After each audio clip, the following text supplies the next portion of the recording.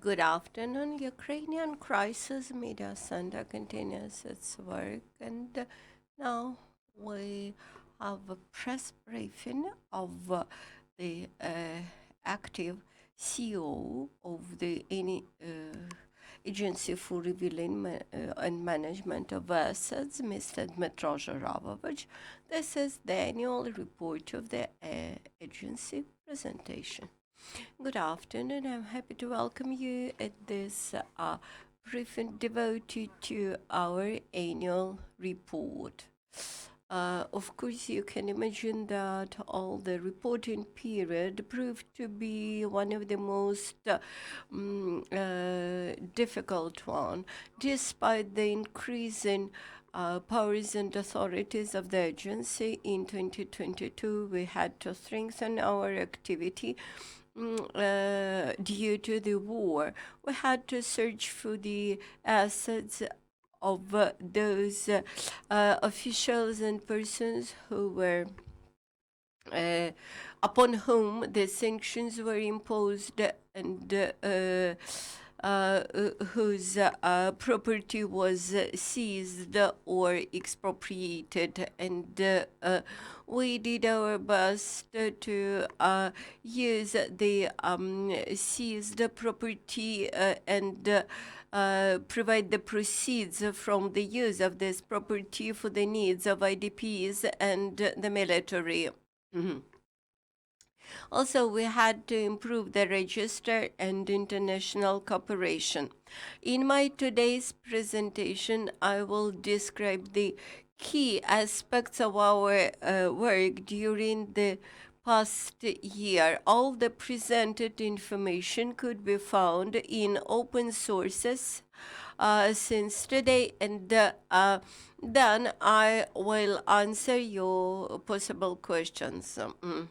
Before disclosing information, I would like to make an introductory remark about the form in which ARMA should operate as of today.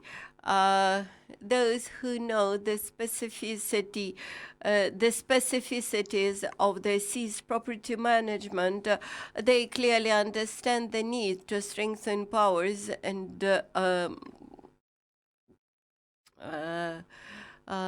authority of ARMA. That is, division of functions and delegating powers is not the best way to manage seized property.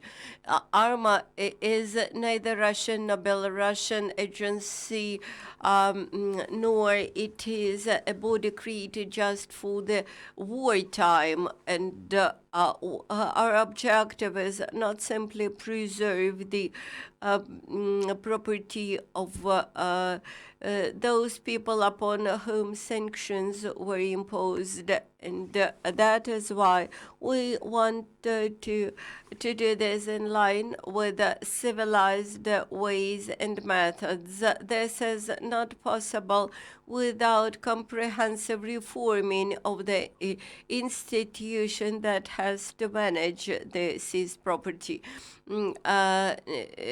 We have heard a lot of criticism, but nevertheless, during this first year of the war, we did our best.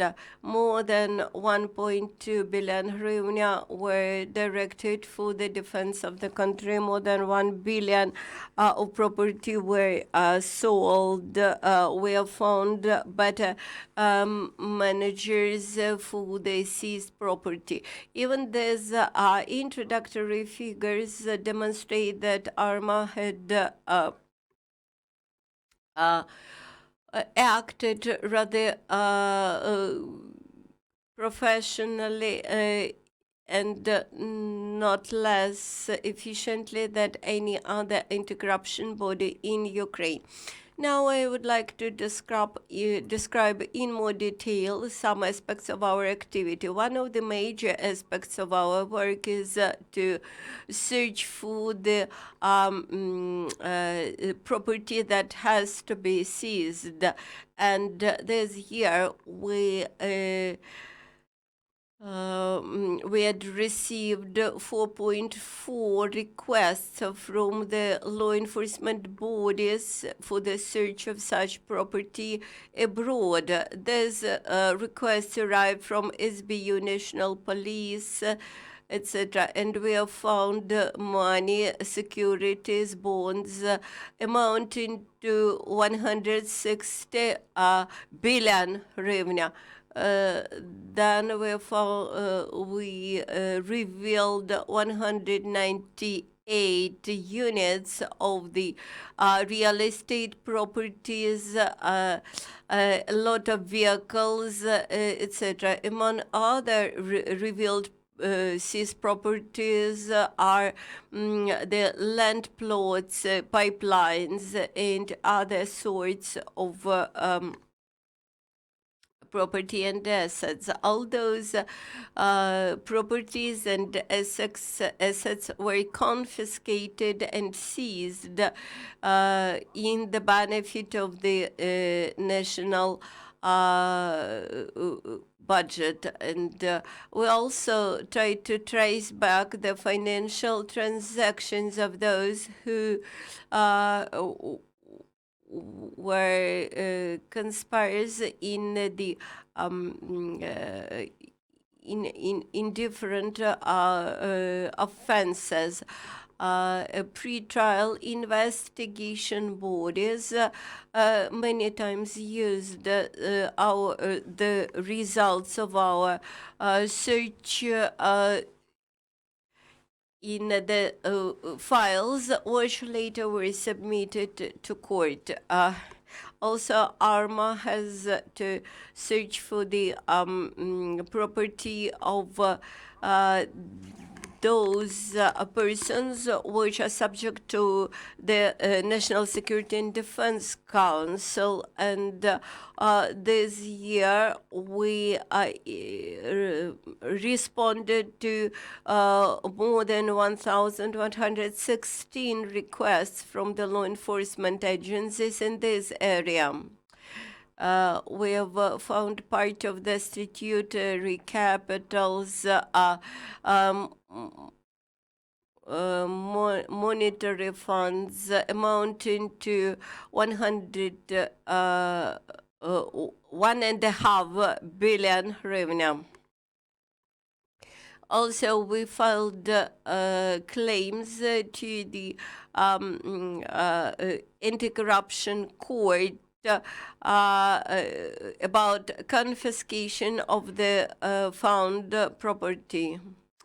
The next big area is search for the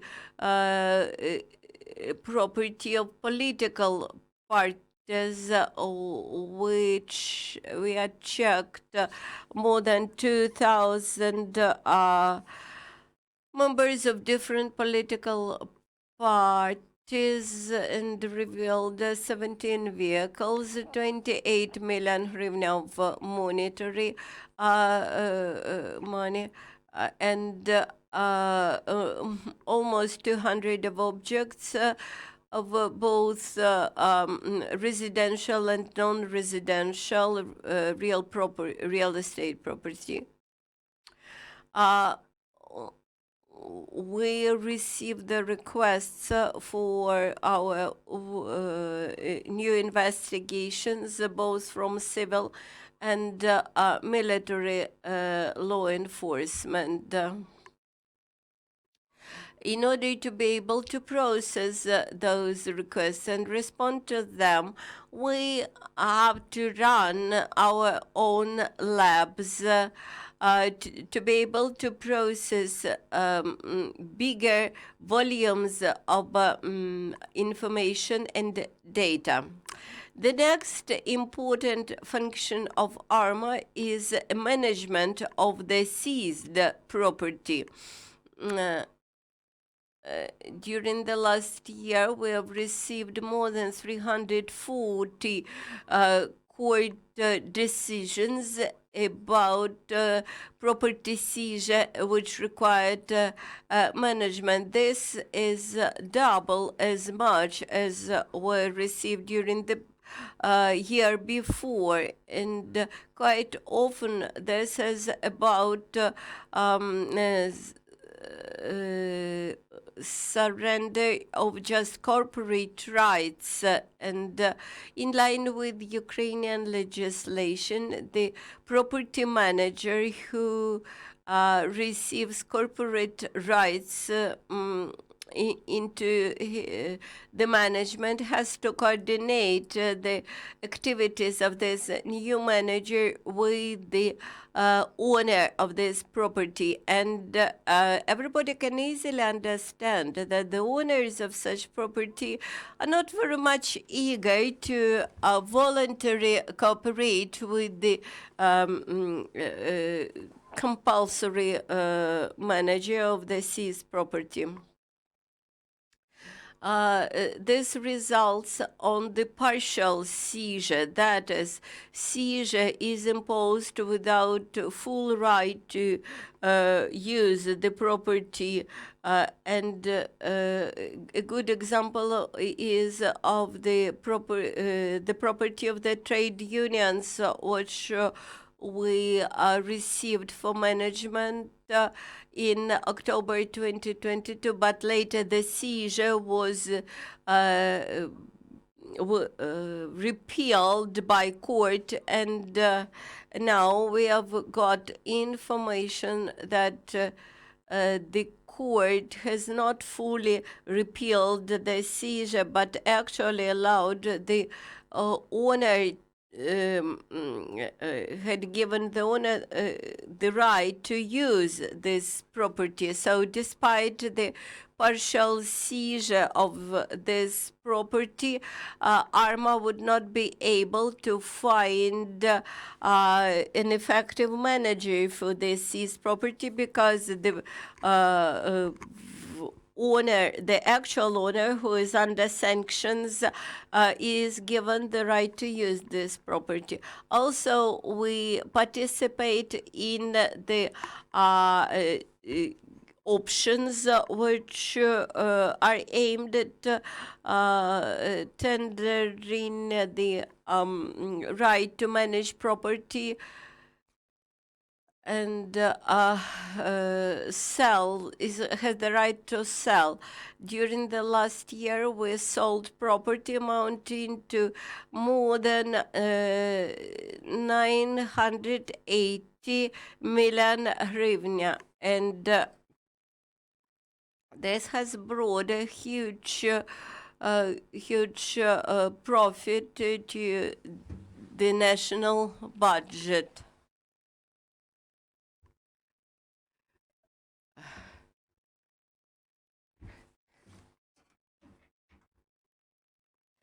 And this is a good legal novelty, which allowed an amendment which allowed us to direct all that money immediately for the needs of the armed forces of Ukraine. Thus, the military budget of Ukraine is directly financed from the sales of confiscated and seized property, and much attention is given to the ways of payment in order to prevent risks. In course of the auctions, especially this has become the issue during the war. For example, the situation changes very quickly. There are financial risks. There are also physical risks to the objects to be damaged by the enemy's army, and sometimes we faced a situation when courts made decisions for additional seizures of the pieces of property of the same owner, and Quite often, owners are not eager to surrender their property rights without resistance, and we had to overcome that resistance. These are some companies to which we had provided property managers. These were 27 Opel gas companies, Vinnytsia Pobudhim private joint stock company, more than 200 gasoline stations, and even the network of gasoline stations, Gluska, IROC assets, Medvedchuk's yacht, and 10 ships, motor ships. During the period when ARMA is looking for the new operators for the seized property, the property has to be cared for. During 2022, the property managers spent 748 more than 748 million hryvnia for the property management of all the seized property. These expenses allows us to maintain the status of the property and pay necessary maintenance costs. Actually, during the last year, the budget saved actually more than 748 million for the maintenance of this property, because I think we have found quite efficient managers. Otherwise, all those seized property might be wasted. During the last year, the deposit portfolio of ARMA had reached the record high figures. It has reached almost 1.5 billion hryvnia, and more than 50 million of hryvnia on that account were received as an interest rates for the money on the accounts. I believe that this suggests that ARMA is regaining more and more trust and demonstrating its capacity to manage assets effectively.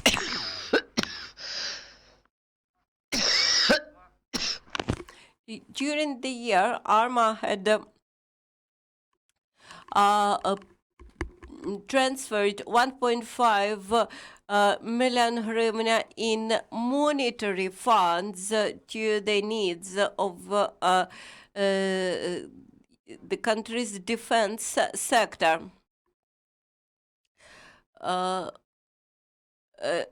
We have, as of now, we have 7.2 billion of assets which are under the management of ARMA, and 4.8 billion hryvnia.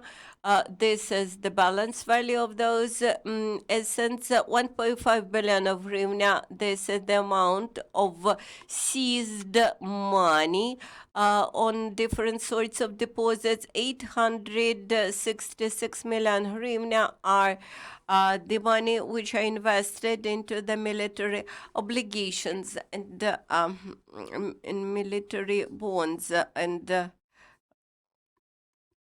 now we are able to provide the services to the wounded and injured Ukrainian soldiers due to those sanatoriums and medical property which is seized by ARMA. As for the legal provision of our work, we had drafted the law about procurement of military obligations. Also about the strengthening the sanctions policy. These were two draft laws to which we contributed at the drafting level. We also had improved our internal secondary legislation as to the procedures of our work. As of now, we have in our pipeline around 10 different draft laws related to the improvements in our work. They are related to also to the procedure how the assets should be managed and about the status of ARMA itself. We are interested in cooperation with all the stakeholders to be able to implement all our functions. We need this to be done.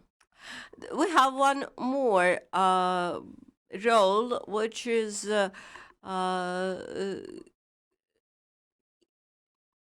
prescribed to us according to the legislation. We have to keep the register of seized assets and properties. And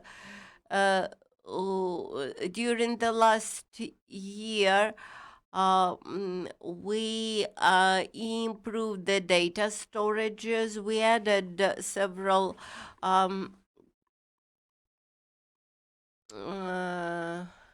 cloud data storages. Also, we had regulated our relations with the state judiciary administration about mutual exchange between two registers. The Unified Register of Judiciary Decisions and the Register of Seized Assets and Properties. Also, we had we made arrangements to made the part of this register opened for broad public. With these papers, we have prepared several submissions to the Cabinet of Ministers, because we are interested to be transparent and open in line with the legislation. As for the international cooperation, during the last year, ARMA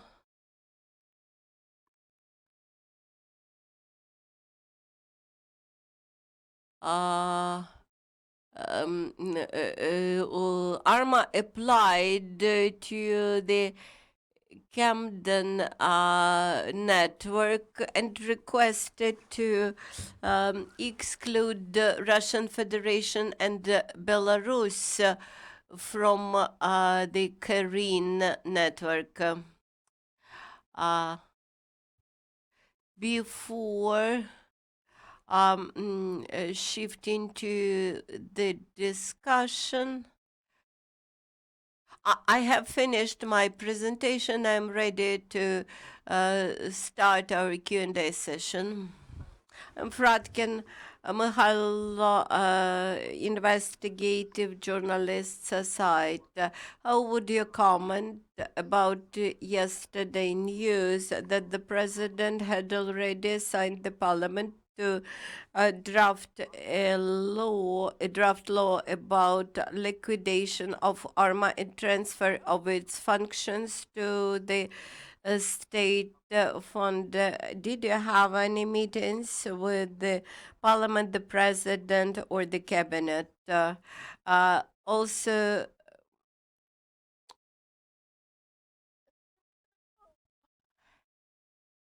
as far as I know, ARMA had found managers just for 20% of the property which was seized by ARMA during this year of the war. May I answer them one by one? Thank you for your questions. Ah, that's true that in mass media you can see the news about draft law, but I have not received any official warnings about that. Uh, we as for the legal amendments, we suggested just some procedural improvements. As for the Russian properties, ARMA has to manage the assets which were seized in result of the criminal litigation, criminal proceedings. We cannot take to management any Russian assets. We also cannot manage the property of those people who are just in the sanction lists. So the procedure is as follows. VOX, upon submission of the Cabinet of Ministers, has to make decision about the property of such people who are under sanctions. Then the Cabinet of Ministers has to make decision that this should become part of our responsibility. That is this is the aspect which we would like to improve. Please do not mix together the assets, criminal assets, and sanction assets. The second questions, what about people from ARMA and people from Satam who conspired and created the criminal enterprise actually and abused the property management. What is your position as to the SAP and NABU investigations? Criminal responsibility is the personal responsibility. It can be applied only to physical person. As a representative of a legal entity, I should say that we have learned lessons. We drafted new functional instructions to prevent similar situations. I would classify that as a mistakes or negative lessons, and because unless those people are convicted, we cannot say that they are criminals. And I should say that during the last 2 years, this proved to be rather useful. How would you comment what is this situation as of now about draft laws 8311 and 8384? As far as I remember, Vitaly Shumin from anti-corruption mentioned that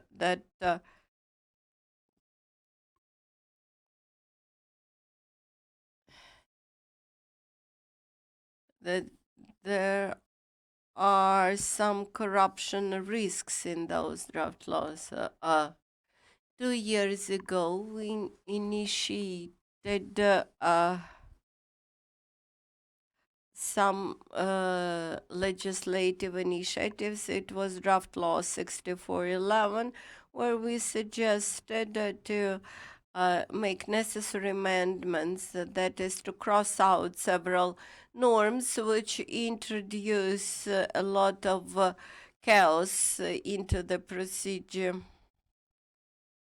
But unfortunately, the MPs have not passed it then, and now we have draft law 8311, and according to which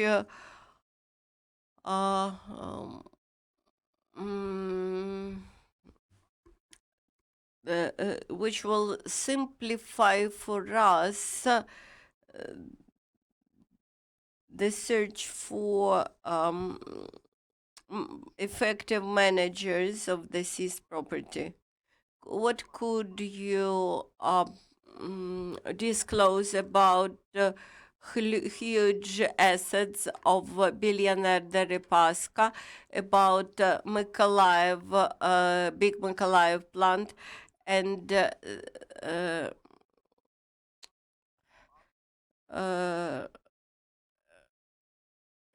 about Motor Sich, before Motor Sich was before the owner of Motor Sich was arrested. So what's now going on with these properties? Are looking for effective managers for them, etc.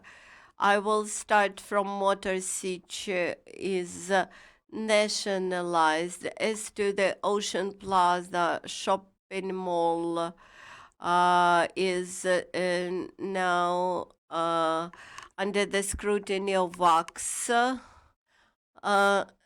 and the biggest issue with this third item are the corporate rights. So we can find effective manager, but when you can just manage the corporate rights, but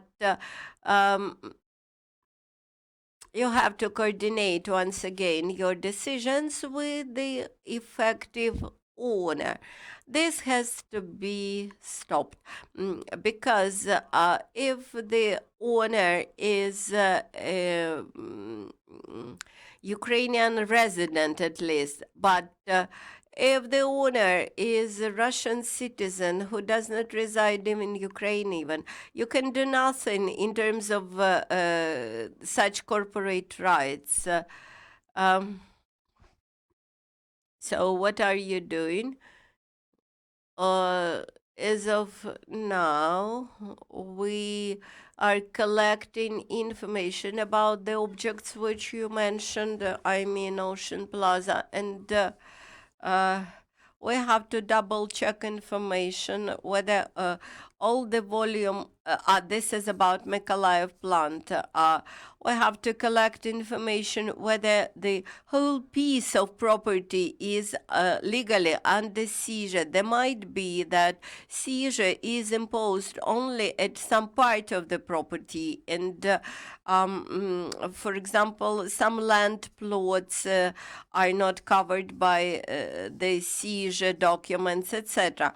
So in this case, we have to extend the seizure documents and request additional court decision about that in order to find efficient manager. You mentioned that you are eager to undertake necessary reforms. Could you share what these further reforms might be? One of the initiatives I have mentioned to resolve the issue with the corporate rights of the managed objects, and the second one is about effective transfer of property into our management. That is, before the seizure of any property, we work together with law enforcement to ensure that the seizure is imposed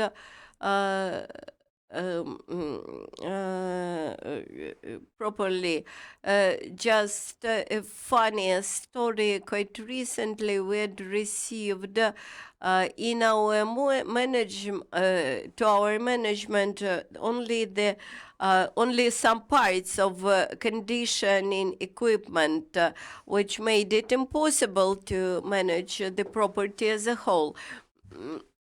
So it depends.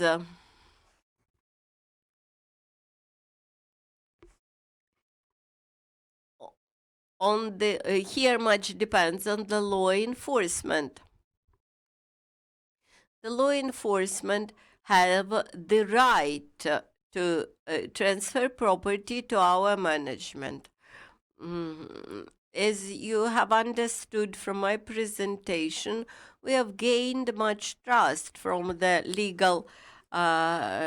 from the law enforcement agencies. Now they understand that the seized property should be maintained in order to be kept in a good condition, and they are interested to transfer it to us because later there always can be a chance that seizure will be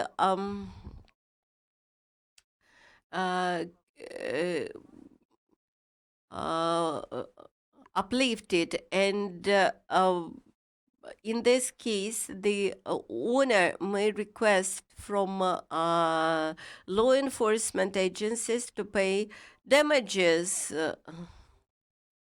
I am from Dragon Capital. I've heard that contest or auction about Morshynsky was held in a hurry, and some interested parties appeared unable to submit their bids. And how would you comment about that? Thank you for the question. I can say that Morshynsky set of assets is a huge bulk of assets. We announced auction separately on the assets and separately on the shares of that company. When the seizure took place, there were seized corporate rights, 100% of the statutory capitals on facilities, some siding companies like Aqua Service, etc.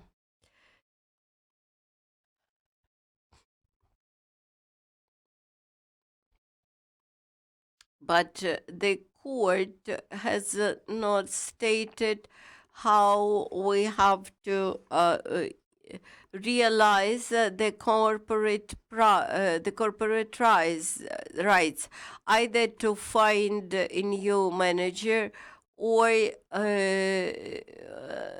just to offer it for procurement. As of now, we had received 8 packages from interested candidates, and for those, this suggests that those 8 candidates found that time given for submission of the applications was sufficient. sometimes we face a situation when interested candidates who um, have issues with the document preparation for submission of the application, they try uh, to bring the argument of either insufficient time or improper package of documents, etc. Okay, in this case, they can apply to court and request to resolve this issue.